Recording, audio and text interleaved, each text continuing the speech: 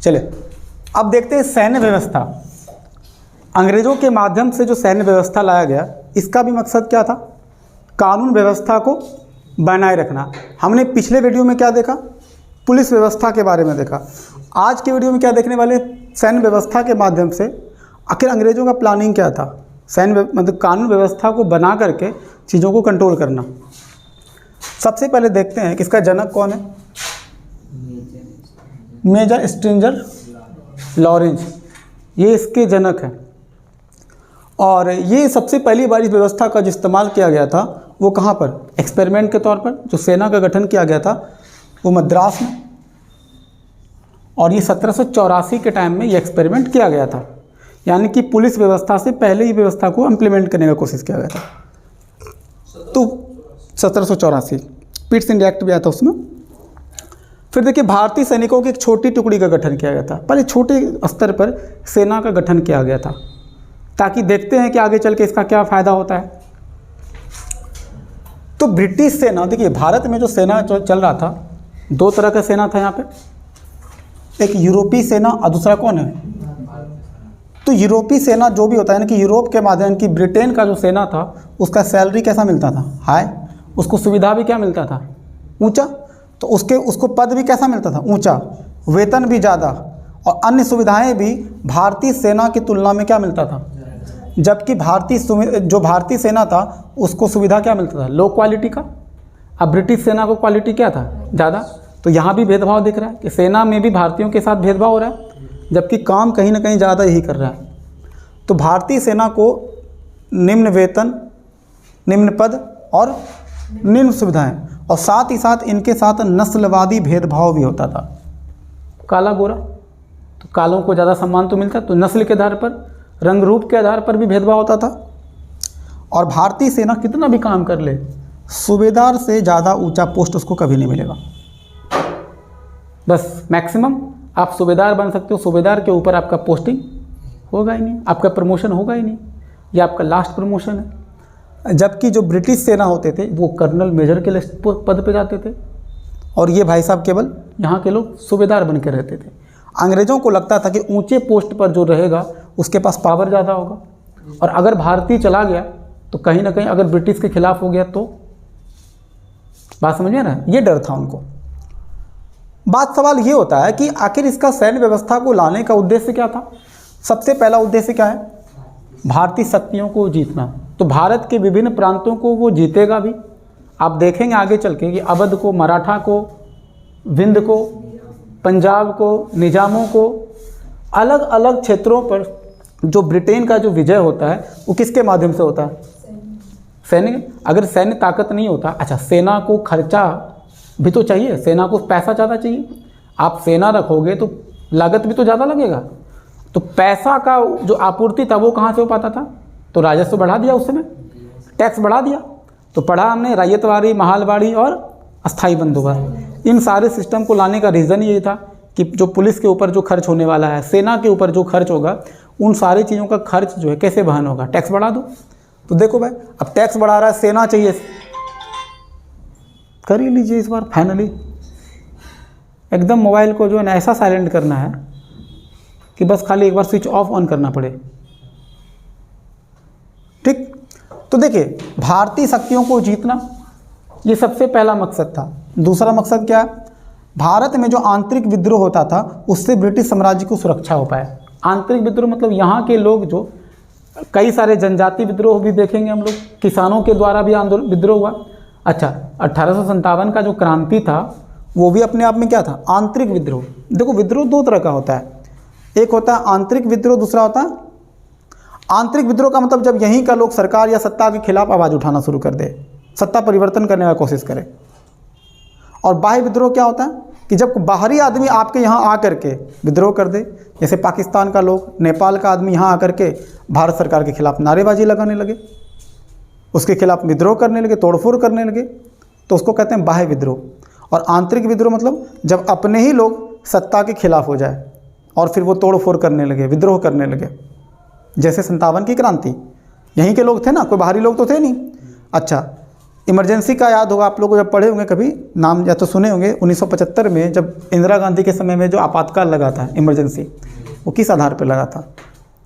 वही आंतरिक विद्रोह, आंतरिक अशांति, इसी के आधार पर लगा था। इंदिरा गांधी को लगा कि यहाँ का सिस्टम थोड़ा ठीक नहीं चल रहा, उसके लिए इमरजेंसी लगा दिया गया था।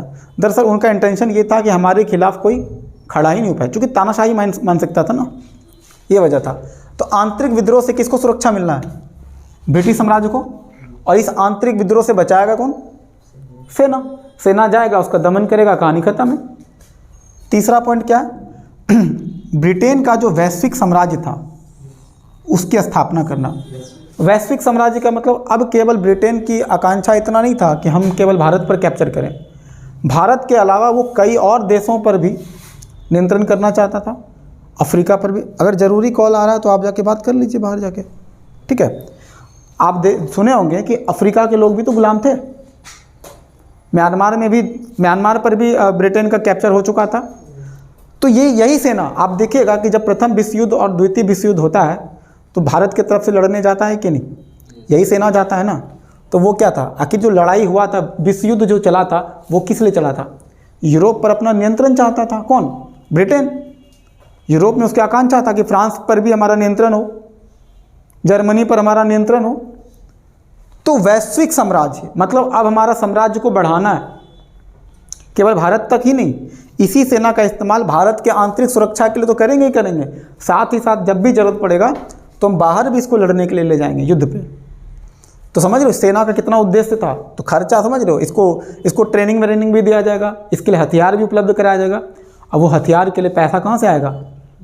यहाँ के किसानों को शोषण करके, यहाँ के किसानों को टॉर्चर किया जाएगा, उससे राजस्व वसूलेगा और फिर उसको दिया जाएगा। गलत काम शुरू हो जाएगा, अफीम की खेती होगी, गांजा की खेती होने लगा, चरस, नील। तो इन सारे चीज़ों का मेन मकसद था कि सेना के पीछे जो खर्चा होता है वो होना चाहिए। अब देखिए, हमने बताया ना 1857 की क्रांति से ज़रूर कनेक्शन होगा, हर एक घटना का लगभग। 1857 के पश्चात क्या हुआ था कि भारतीय सेना को अब क्या करेगा? जब 1857 की क्रांति हुई थी उसके पहले ब्रिटिश की सेना, मतलब जो भारत में सेना चल रहा था वहाँ ब्रिटेन के लोग बहुत कम सेना में थे। ज़्यादातर लोग कौन थे? बहुत इमरजेंसी कॉल आ रहा होगा आपको, इसलिए बार बार कॉल आ रहा है, जाके बात कर लीजिए, ठीक है। तो ब्रिटिश, देखिए, तो भारतीय सेना को यूरोपीय सेना से संतुलित करने का प्रयास किया गया, क्योंकि पहले ब्रिटिश की सेना बहुत कम थी, अब भारत की सेना। तो ऐसे में विद्रोह की सूचना, जिसमें विद्रोह चल रहा था, अगर अंग्रेज़ों की भी सेना होती तो शायद उस विद्रोह को दबाया जा सकता था। मतलब अगर अंग्रेज़ों के अपने लोग भी अगर सेना में शामिल होते तब तो उस पर नियंत्रण करना आसान होता ना। तो उन्होंने देखा कि हमारे, इसका मतलब कुछ लोग हमारा भी चाहिए। जैसे देखिए बंगाल में 2:1 के अनुपात में बांटा कि 2 आदमी होगा भारत का तो 1 आदमी किसका होगा? मतलब उसी तरह से 10 आदमी अगर भारत का होगा तो 5 आदमी ब्रिटेन का भी सेना हो। तो सेना में 2:1 के रेशियो के हिसाब से इसको संतुलित किया, 2 भारत का, 1 ब्रिटेन का। उसी तरह बॉम्बे और मद्रास में देखिए, वहाँ पर 5 और 2 के अनुपात में रखा गया। यहाँ भी लगभग आधा, यहाँ भी लगभग आधा। तो 5 अगर भारत के होंगे तो 2 ब्रिटेन के होंगे। तो बंगाल तो ज़्यादा इंपॉर्टेंट था, इसलिए आधा आधी सेना रखा, जबकि मद्रास और बॉम्बे में विद्रोह वैसा नहीं होता था, तो वहाँ पे थोड़ा कम रखा। ठीक है, 5 आदमी रहेगा भारत का और 2 आदमी कौन रहेगा? ब्रिटेन का। इस तरह करके सेना का गठन किया था और जनक के बारे में बता ही दिए। अब जरा से एक और चीज़ देख लीजिए, इस सेना को जो तोप खाने का पूर्णतः नियंत्रण किसको देगा? तोप चलाने का अधिकार किसको मिलेगा? यहाँ के लोगों को तोप का अधिकार नहीं मिलेगा, क्योंकि डर लगता था कहीं अगर दिमाग घुमा, अगर तोप इधर घुमा दिया तब तो चैप्टर क्लोज हो जाएगा ना। तो तोप किसको दिया जाएगा? वही आदमी जो पूरी तरह से भरोसेमंद हो, जिस पर यह यकीन कर सकते हैं कि तोप जिधर बोलेंगे उधर ही घुमाएगा, गोला उधर दागना है, इधर नहीं। तो तोप खाने, जो कि बहुत कहते हैं कि जो सबसे मेन जो काम होता है, जो बहुत ही संवेदनशील पोस्ट होता है, वो किसको दिया जा रहा है? अभी भी भारतीयों पर वो भरोसा पूरी तरह से नहीं करेंगे। उसके बाद कहता है, अब देखो, अब सेना को नियंत्रित करने के लिए, भारत में सेना को कंट्रोल करने के लिए क्या किया? ये बड़ा तिगड़म गजब था। सेना को जाति एवं क्षेत्र के आधार पर अन्य अलग अलग टुकड़ियों में बांटा। उदाहरण दें आपको, जाति के आधार पर अभी भी वो वर्तमान में वो जो व्यवस्था जो अंग्रेज बना के गए चल ही रहा है। राजपूत रेजिमेंट सुने होंगे आप लोग, राजपूत। क्यों भाई? क्योंकि इसमें राजपूत लोग होगा, उस रेजिमेंट में केवल राजपूत लोगों का समूह होगा। हालांकि हम एग्जैक्ट नहीं बता पाएंगे कि इस रेजिमेंट, हालांकि नामकरण तो क्या गया, पर इसमें सारे राजपूत ही होते हैं। हम जैसे आप लोग को ज़्यादा पता होगा अच्छे से, तो आप बता सकते हैं। मतलब इस रेजिमेंट में सारे लोग कौन होंगे? राजपूत। तो राजपूत, हाँ बता तो ना, अभी गोरखे पे आएगा। राजपूत बटालियन। अब सारे राजपूतों को, जैसा तुम क्या हो, क्षत्रिय हो, और क्षत्रियों में क्या होता है, उसके जो खून होता है वो गर्म होता है। कौन ये ऐसा गधा कौन था ये बात बताने वाला, हमको आज तक समझ में नहीं आया। हम तो ढूंढ रहे हैं वैसे लोगों को जो कहता है कि क्षत्रियों का खून गर्म होता है। अरे भाई मेरे, कभी साइंस वाइंस भी पढ़ा करो, सबका खून का टेम्परेचर एक जैसा होता है। अगर खून का टेम्परेचर अगर ऊपर नीचे हो गया ना, तो वहीं पर ब्लड प्रेशर हाई और लो होने की वजह से मर जाओगे, जिंदा नहीं बचोगे अगर तेरा खून गर्म हो गया तो। ये संस्कार की बात होता है कि अगर आपके अंदर ये जो कॉन्फिडेंट होता है कि हम सुरक्षा कर सकते हैं, तो कोई कुछ व्यक्ति होते हैं जो निडर होते हैं, तो निडरता उनका परिवेश पर निर्भर करता है कि आप किस परिवेश में रहते हैं। आपका जैसा परिवेश होगा आप उतने निडर होंगे। उस आधार पे नहीं दिया, ये ज़्यादा सही हुआ इसलिए। नहीं, हम बता तो रहे हैं, इसके रीज़न हम बता रहे हैं। यहाँ पर रीज़न ये था कि राजपूतों में बहुत सारे लोग शहीद हुए थे, तो राजपूतों के सम्मान के लिए दिया गया। लेकिन सम्मान देने का और भी बेहतर तरीका हो सकता था, मेरा ये कहना है। किसी को जाति के आधार पर सम्मान दे दो, ये कौन सी बड़ी बात भाई? वही काम कोई और करेगा, फिर कहोगे तेली रेजिमेंट, मनिया रेजिमेंट, अब डोम करेगा तो डोम रेजिमेंट। भाई देखो, साहस कोई साहसी व्यक्ति कोई भी हो सकता है। मेरा कहने का मतलब एक सेकुलर कंट्री में, सेना में भी अगर रेजिमेंट चल रहा है, तो ये मेरे ख्याल से बहुत अच्छा, तो हम इसको नहीं कह सकते हैं। इसको धीरे धीरे कम किया जाए तो ज़्यादा अच्छा। पर फिर कुछ लोग कहेंगे कि नहीं, फिर इससे सेना का मनोबल टूटेगा। कोई लॉजिक नहीं। सेना का मनोबल तो आप उनको अच्छा फैसिलिटी दीजिए तो ऐसे भी मनोबल बढ़ेगा। अभी भारत में वैसे भी राष्ट्रवाद अपने पिक पॉइंट पर है। तो उसके बाद गोरखा रेजिमेंट। अब गोरखा क्या है? गोरखा लोगों का, आप जो गोरखा का जो क्षेत्र नस्ली उसका अलग है।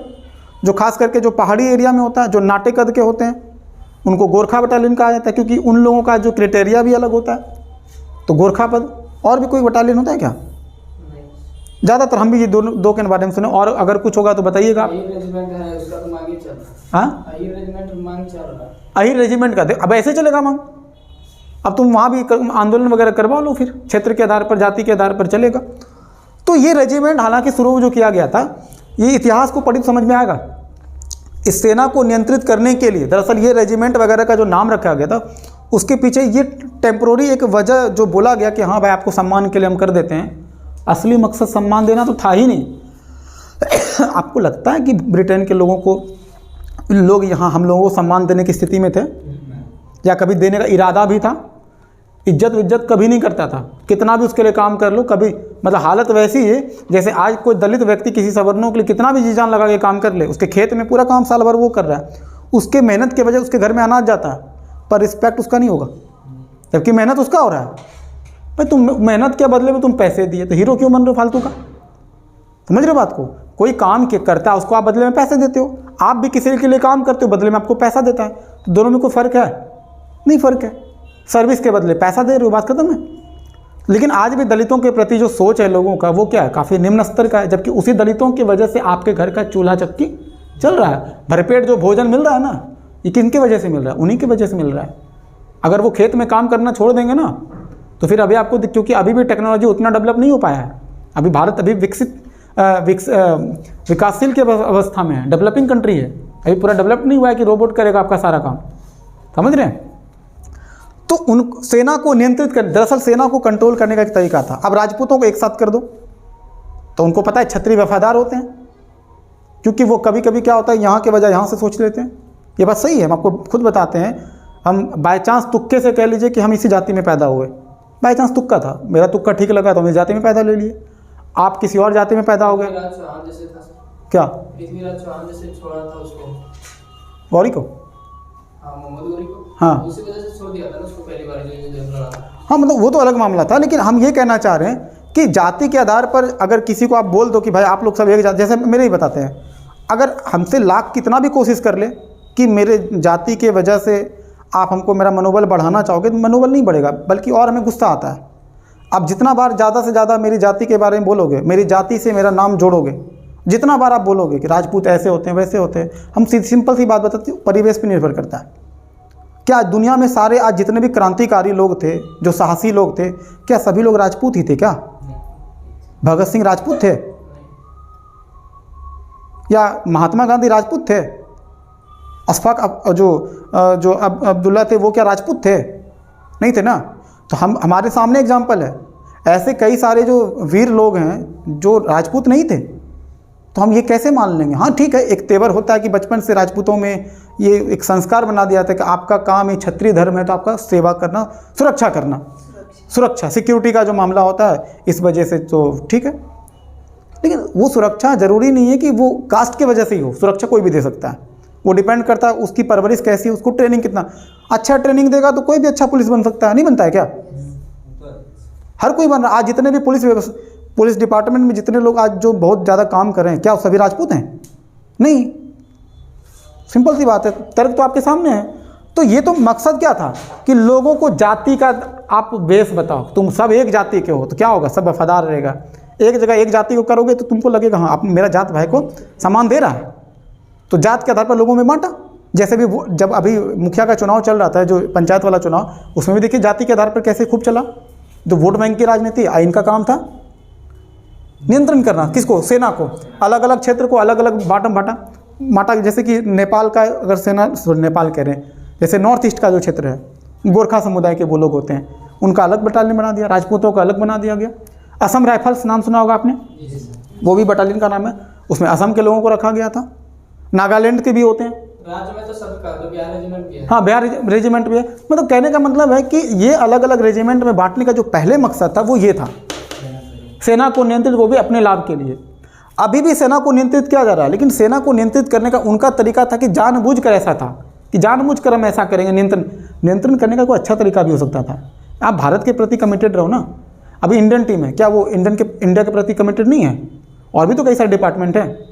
तो जाति और क्षेत्र को बांटने का तरीका तो उनका ही था, सेना नियंत्रित भी करना है और साथ ही साथ उनको तो वही करना ही था, जाति और धर्म के नाम पर लोगों को बहकाना था, बहका रहे थे। और इसी परंपरा को आज तक हम लोग ढोते आ रहे हैं। तो ये सैन्य व्यवस्था था। अब इसको मिटा करके हम जरा देख लेते हैं कि सैन्य व्यवस्था का मूल्यांकन क्या था। मतलब इससे भारतीयों को क्या फ़ायदा हुआ, ब्रिटेन को क्या नुकसान हुआ, या ब्रिटेन को ज़्यादातर तो फ़ायदा उसी को हुआ, तो वो जरा से देखते हैं। पॉज कर लेते हैं। मूल्यांकन वाला छोटा टॉपिक है, बता के इसको चैप्टर को क्लोज करते हैं। ठीक है, पॉज कर लीजिए। अब देखिए, सैन्य व्यवस्था का मूल्यांकन जब पढ़ते हैं, इवोल्यूशन कर रहे हैं, नहीं मतलब एवेल्यूएट। अब मूल्यांकन का मतलब होता है निष्कर्ष। तो फाइनली सैन्य व्यवस्था की वजह से क्या हुआ हम लोग वो समझते हैं।